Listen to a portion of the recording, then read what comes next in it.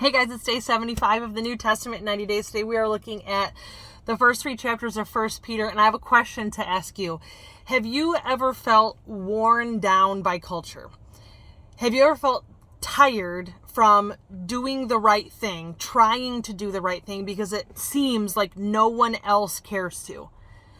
Well, if that's you, then you're the type of person that Peter was writing to in this letter. I want to share with you something from my study Bible. It says, 1 Peter encourages Christians to maintain a life of holiness in the midst of the pressures created by the non-Christian and often anti-Christian atmosphere in which they live. Now, I don't know if you feel the weight of that, but I definitely feel the weight of that. There are so many times where I'm like, God, what is going on? And I just feel tired. I feel like I'm swimming upstream and the crowd is all swimming downstream, and it is just so tiring sometimes. And so I find a lot of encouragement in 1 Peter. Little backstory, this is the first Bible study I ever did in a church after I became a follower of Jesus. And it was an older lady in the church that came to me and said, hey, would you like to do a Bible study with me? And so we went through the book of 1 Peter. And there is a verse in 1 Peter chapter 3. It's verses 3 and 4. I'm not actually going to share that with you today, but you should totally go look that up. That verse, or those two verses, when I read them back in 2008, right after I'd gotten married, it's like the words leapt off the page and went right into my soul, because I was doing a lot of things wrong in my marriage.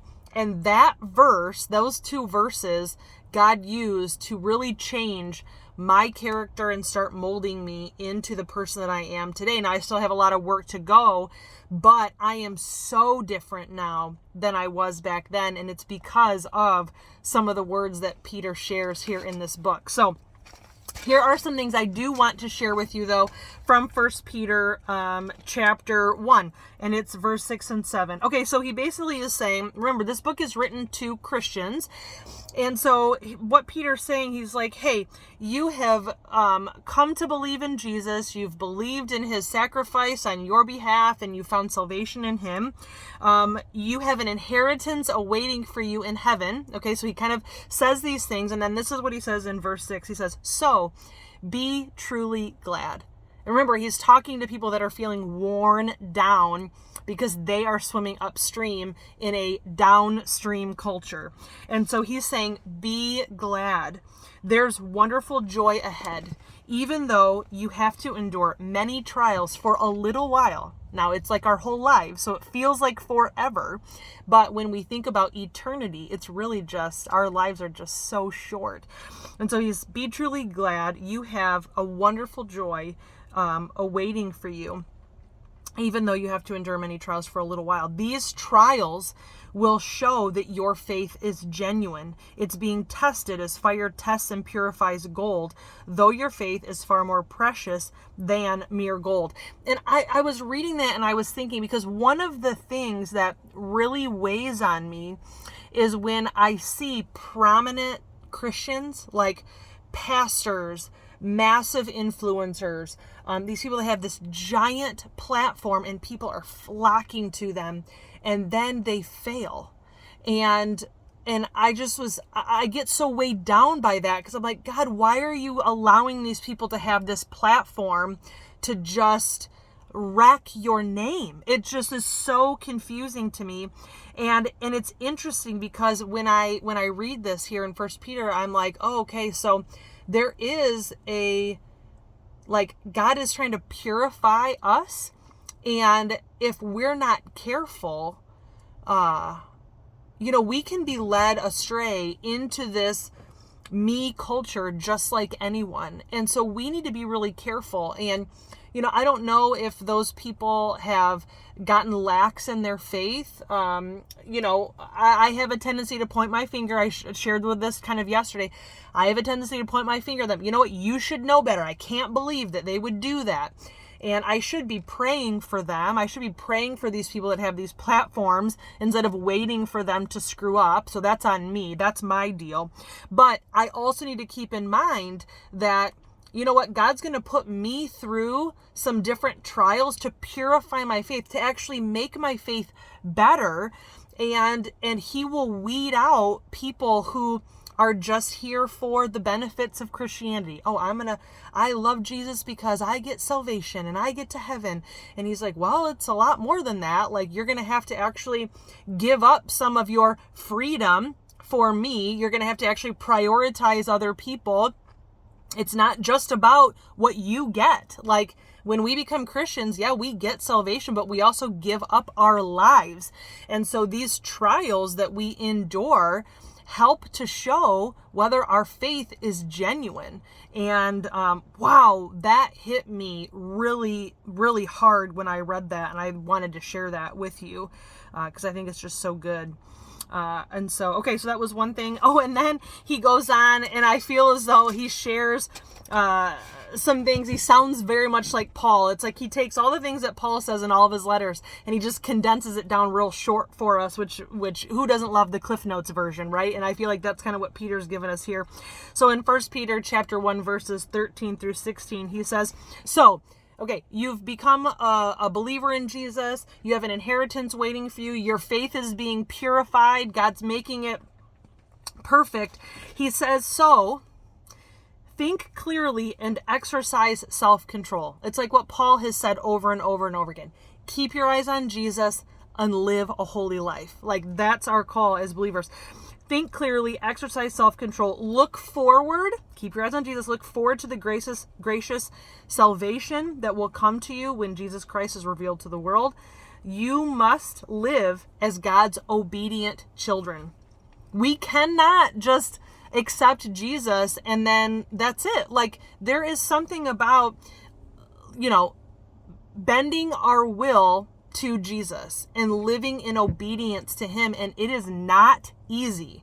It is not an easy thing. So if you think, oh, I should become a Christian because God's going to make my life easy, that is not going to happen. It's probably going to get more difficult. You will find, joy and fulfillment. You'll look back and you'll be like, I'm actually really glad that I gave up my will for you. I'm glad to see what's happening in my life now and the change that's happening, but it is challenging. It is challenging.